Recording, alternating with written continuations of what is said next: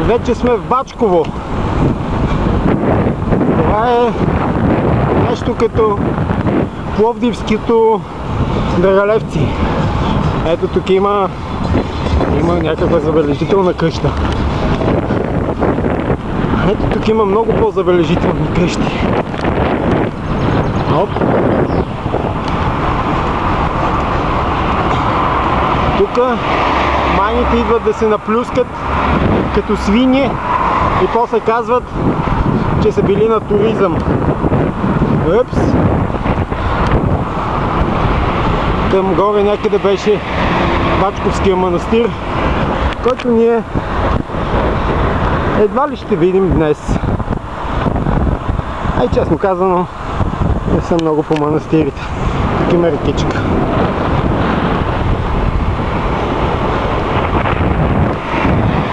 Тук има скаличка.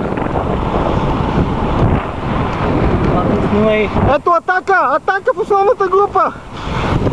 Атака на Кавендиш от HTC, но е прихваната от шампиона на Сърбия Бате Климберг, който в момента кара за отбора на Катюша.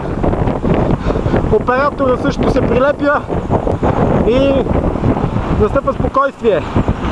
Нека да видим какво кара този състезател на HTC. Той кара каньон. Имаме интрига тук. Ето новият каньон на господин Кавендиш. Как се чувствате с новото колело, господине? Сакаш, че лета? Вие летите?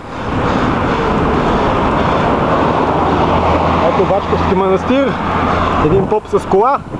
Ето тук нещо битово. Да, ето. Господин Климберг, вие какво ще кажете? Вече споменахте така за този трансфер беше изненада за цялата колездачна общественост. Доста по-различни. Успя да си взема клинчество. Да. Limited Edition. И имаше по случай 70 години от българо-сръбската война. Нападението на терористите в Германия. Ето това е нещо, и по случай първи обърнало нещата в тази война. Катюша.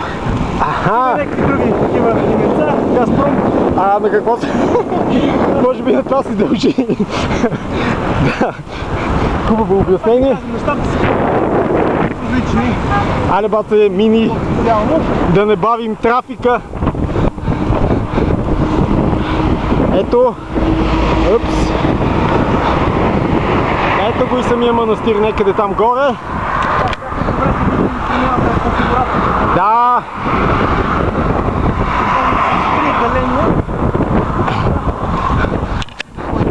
Не искам да ви притеснявам, снимам срещу слънцето, така че може...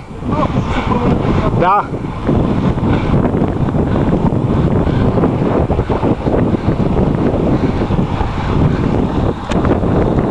Това клипче почна да става дълго и ще бъде срязано.